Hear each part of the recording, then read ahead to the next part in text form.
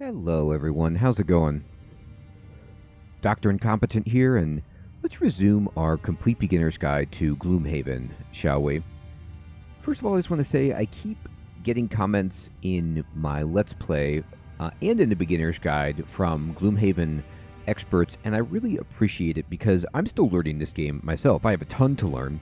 I'm trying to impart the little bit that I have learned to help make everyone's progress into the game, smoother and just more comprehensive so that they can enjoy it. Because honestly, I was about to bounce off of this game, and then as I got more information and understood it more and more, I have enjoyed it and have been able to mitigate some of the frustration. And I know that as I learn more, even more of the frustration will go. It's never going to go away entirely because you have to just psychologically accept that that's what kind of a game this is. It's a game that pushes you to your limits, and it's always going to be a challenge. You're not just going to be like, overpowered and just crush it. So, with that being said, I want it to feel more fair, and I want my decisions to make more sense. So that's what we're trying to do. I love this Guildmaster mode, and I'm going to continue exploring it. And now we have a new party configuration here with the Spellweaver and the Scoundrel, and we've got to take out this. So again, what we want to do is just kind of look at the choices that we've got with these two characters. There's 3 targets in the room. Both of these mercenary types can hit multiple targets. So the Scoundrel has her famous throwing knives, which are just fantastic because they have a range of 3, hit 2 targets, 2 damage, real nice.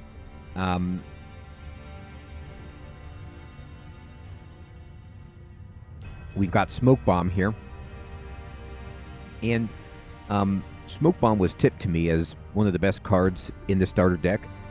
And I don't really use the top half hardly ever. I pull a lot, but you can basically, if you're in the right position, you can get double damage and get 2 experience. Now, I think that she stays invisible until she attacks, which will allow her to move, because you know the way that this works, like getting a move and an attack might be tricky. I'm not sure if moving disrupts this. That would be really hard, but we're going to practice learning this. It does burn this, but 2 experience is fantastic, but it's not what we need right now. Right now, we have some enemies that we can just crunch with some ranged attacks and maybe not move at all. So like if I do throwing knives, do I have anything on the bottom half that would allow me to do extra damage? Well, yes, I do. I could single out and put this on my throwing knife. It would only work on this target, though. I have the pull and some movement. So I don't have too much right here to do on the bottom half of my ability. So I think what I'm going to do is just take a nice slow card like Venom Shiv and just put a move down there. And then I want her to probably do something like Fire Orbs and hit all 3 targets. This has a range of 3, so 1, 2, 3. I can only hit these 2 with it, though. I'd have to move her. Otherwise, I could pull this target, though. Yeah, actually, let's do that. Let's go back. Let's take away Venom Shiv, and let's do Smoke Bomb. And then Smoke Bomb with a range of 3, 1, 2, 3. I could pull this target, down to here, and then she'd be in range, or this Vermling or whatever would be in range of all of the Fire Orbs. So we could do Fire Orbs, and then we could have a secondary attack that's on the bottom, for example, like Flame Strike. So if I did this, we could make that happen. Now, Flame Strike is slow at a 36, so they very well might go before me. But I think this is going to be okay. Oh, okay. Well, actually, I was not expecting that at all. So this is really unfortunate. The Hound is going on a 6 and gets to a move and attack 2 and immobilize. So we're going to get hit. And there is nothing we could have done about this because a 6 was faster than anything we could have done. And this is Gloomhaven. So now we have to make the best of it. Our throwing knives are not going to be great unless we move. But luckily, we're going to change up. We're not even going to try to pull because we've got this situation to deal with. So I'll adjust as we go. I'm going to then just take the damage, receive the damage. Now, mercifully, they drew -1 on their attacks, so they only did 2 damage to us. Okay. So you see if I do throwing knives right now, you see how both of the hounds are purple? That is because they are adjacent, so I will have disadvantage, which is terrifying. So instead, I'm just going to use the default move and move back here. Oh no, I've been immobilized. Okay, well then never mind. Then let's not even worry about it. Then let's just do our attack. We could still hit this guy and hit this one. Oh, they have retaliate? Oh, so we're going to also get hit back. Well, I still want to do this, even though we're going to get retaliated. And I'm gonna, because Fire Orbs does 3 damage, so I want to have a chance to kill everything.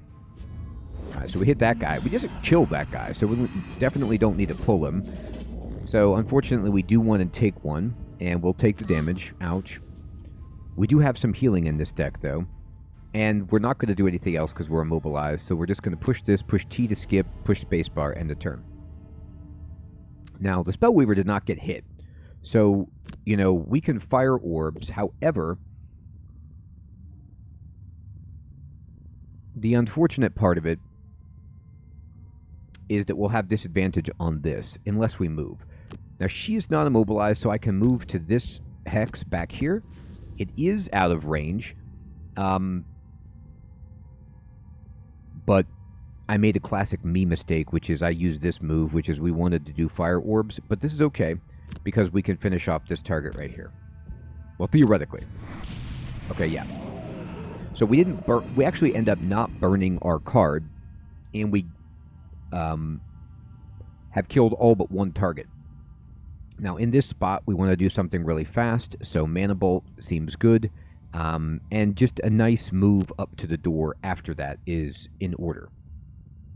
All right, and we will do that, and now she can actually do some pretty intense stuff. The target is not adjacent to an ally, so we don't get any of these benefits, and it's kind of hard to do that with the Spellweaver. But we do have Thieves' Knack, which is just a non-movement 3 damage attack. And then we can heal on the top half if we want.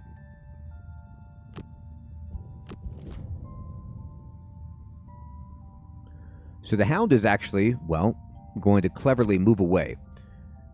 The Hound is very fast, but we get to go first, which is pretty nice. Now, there's nothing infused. I can't kill this target, but I can just do this and put some damage into it. And I can move over here and get some money.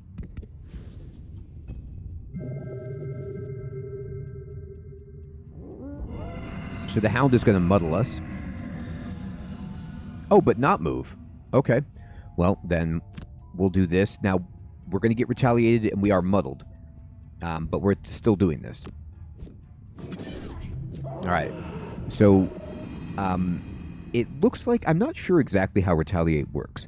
I'm not sure if because they died, they didn't get to retaliate. Like, if the combat damage is dealt, and then retaliate resolves after that. And so, when the combat damage was dealt and resolved, it was dead, so it didn't get to retaliate. Or if they just didn't roll well on the retaliate.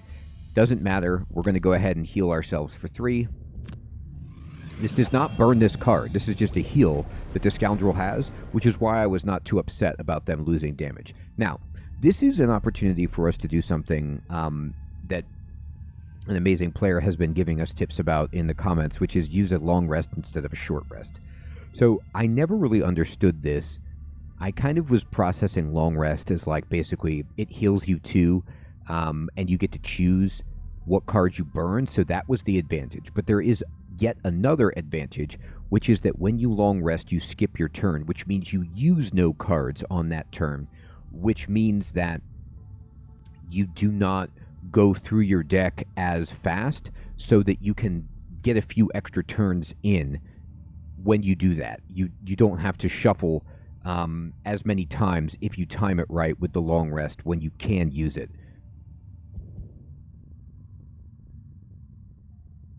So this means, like, if you get down to one card, you can long rest instead of short resting and then burning a card and wasting a turn. It kind of like, it's a long con type of thing, but it still does add up. Now, do I want to do it right here? No, because I want to set up for the next turn. So instead, what I'm going to do is, I haven't even burned a card yet, so I don't need Reviving Ether to do its thing. So I'm just going to take these two cards right here, move really slowly, and then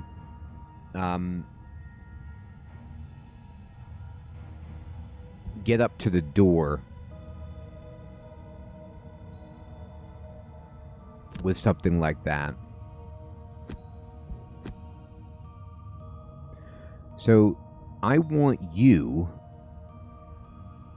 to move here. I want to open the door and see. What do we got? You have located the sparsely defended Vernling encampment. Driving the enemies away from here should make the trade route safe once more. Fantastic. So you can see up here, it is pretty sparsely defended for now. It appears to be. I'm going to hold tab just to make sure we see what we could see. There's 2 Vernling scouts way back here, and you can see what they're going to do because we're opening the door during their turn. So they're going to move 4 and attack 0, and the dog is going to move 4 and attack 2, and 1, 2, 3, 4. So all we need to do is move backward 1, 2, 3, 4, like this. Pick up the money, and we shouldn't be able to get hit. 1, 2, 3, 4. They have no range. Yeah, this is fine. I'm just going to default, skip the turn, pick up the money. In a situation like this, we don't have to worry about long rest, short rest too much for saving cards, because this is a pretty small encounter. This is it. So you can see there's no other rooms. We just need to defeat these 3 targets. So we're not going to be here long enough for it to matter too much anyway. Now, Ride the Wind has loot 1 on the top, which we're going to use right here. And I'm actually going to move the Spellweaver. I want to be in reasonable range. So I'm going to move up here.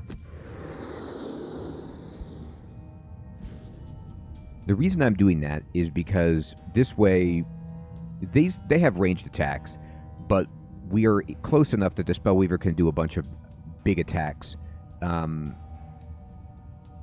So Frost Armor, attack 2, range 3, and then we have a nice heal if we need it. That's fine. And then I would like you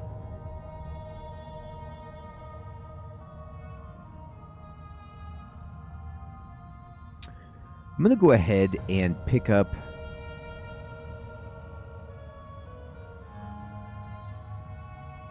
Flanking Strike and Quick Hands. Like, no, not 4. Flanking Strike is great, but I actually want to go a little bit slower. I'd love it if the dog would get in the door here. Well, would I? It messes up her ranged attack. But then we would get this benefit. I'm going to do this. I'm going to go slow. Okay, so the Hound will move. And it's going to hit one of us. Wow, it got -2. They're rolling so nicely for us. So we got -2, did no damage to us. Now, here are some choices that we have. Freezing Nova will do 2 damage and immobilize the dog. And it will not hit our buddy, even though they're adjacent, because it says target all adjacent enemies. And then I can burn, but put on frost armor, which just basically, it infuses ice, and then it allows you to just take 2 hits and take no damage, and then on each of those hits you get an experience point. So I'm going to do this first. It burns the card though. Now notice that you can't, like, when you infuse, you can't combo wombo that turn. So you see how it's creating the ice element? I can't then go and use Freezing Nova and boost the attack with the ice element because it doesn't happen until I end the turn. So there's a little bit of combo mitigation there, but it'll stay there for the next round if we need it. And then we're just going to go ahead and Freezing Nova.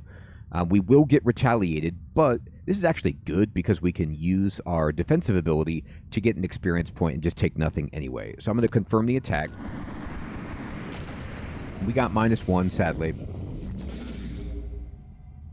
Now, in a situation like this, when you have something like Frost Armor up, you'll see that just kind of like where the item goes as a square above the bottom center of the heads-up display, Frost Armor must be used if there's any damage. So you can't, like, optionally say, oh, this is only 1 damage, I don't want to use it. You have to use it. So we're going to use it, receive 0 damage. And we get an experience point. And we're going to end the turn. And this guy is... Oh, they passed. Okay, well, they're being really nice to us, which is great. And then now we can do Flanking Strike, because Flanking Strike, this is a lot of the Scoundrel's ability, is to kind of like get up and fight and backstab or whatever. And you don't actually, in some strategic games, you have to positionally be behind the enemy or something like that, or on opposite sides with your ally to be flanking. Not in this, usually. Like, what it means, you read the card. So, like, Flanking Strike just means as long as the target is adjacent to an ally of yours, they're kind of like their attention is divided, so you can take advantage and get this big boost. So this is going to do a ton of damage. So, and we get an experience point. So we're going to hit right here. No retaliation. So they don't get to retaliate if they're dead. We get an experience. They're gone. And I'm actually going to rush in to right here. No. Undo waypoint to right here. I want to be close to both of them, even though it will get me in range of an attack. No, never mind. No, I don't. I kind of wanted to do that just so I had to move less to get to the next target, but there's no reason to put myself in a position where I get hit by both without them moving. And then I'm going to skip movement and end a turn. I like to be adjacent on ranged characters so they get that disadvantage if they try to shoot. Now, here's the opportunity for us where we could long rest, but this is not the right time to do that because the enemies are here. So let's just short rest. Yep. And Flame Strike is the one they want to burn. That is fine. Burn it. And then now we could do something like Mana Bolt, range 3, 1, 2, 3, won't hit, so we're going to have to move in. So let's use this to move 1, 2, and then we can do the fire orbs and hit both of these. So we're going to use a 7 as our initiative. This should go first. And then the Scoundrel, again, we can take a long rest to save, basically preserve a turn so we don't have to use a card here, but we're going to short rest. Venom Shiv is fine, burn it. And then we can just do something massive.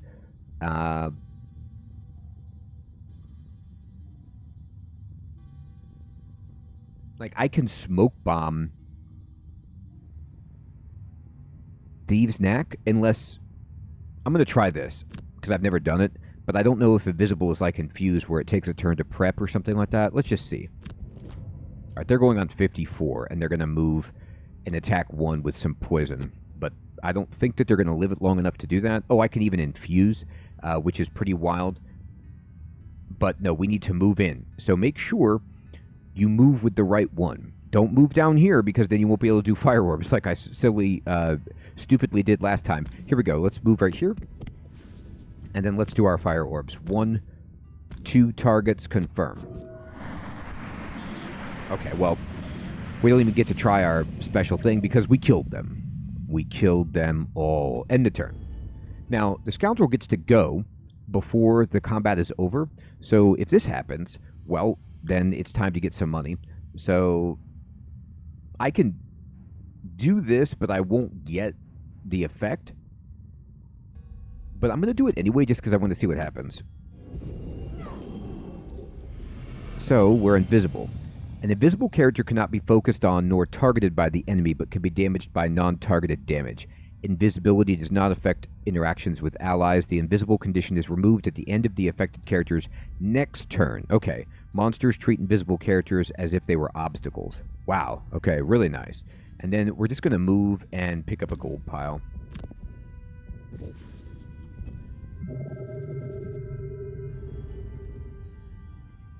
Did it. Beautiful. Quest complete. Alright, so we unlocked the marches and we can claim the rewards. Just one more route to clear and I should have re-established contact with enough suppliers to reopen my shop for business. I'm sure you can't wait to get your hands on some decent gear, and that's true, we can't wait. There's some incentive for you. As your core training nears its end, I hope you're getting used to how the various abilities and effects interact with each other. You'll certainly be needing some advanced techniques on the quest to come. Anyhow, I've tracked down a potential 5th mercenary for your crew. If you can get him on board, this guy has fists of stone. And I mean literally. Sweet. So they want us to go over here to the Heart of Stone so that we can get the Cragheart.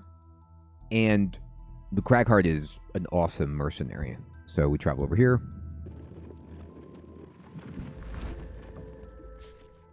You again find yourself at the entrance to a once-abandoned crypt and begin to ask yourself, what makes all these mercenaries keep exploring tombs of undead? Gold. It must be gold. You enter the tomb expecting to find another individual in need of your tactical knowledge. All right.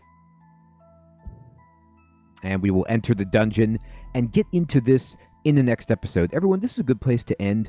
We are working slowly through the different mechanics, trying out different group combinations, and soon we'll have a shop and the rails will continue to fall away and we'll get more choices to see how we can explore Gloomhaven on our own as a more like open game as we understand all of the elements. I want to say thank you so much for watching. Thank you for sharing any tips and advice if you are a veteran Gloomhaven player, and I hope you're still finding this series to be useful and fun. Take care, everybody.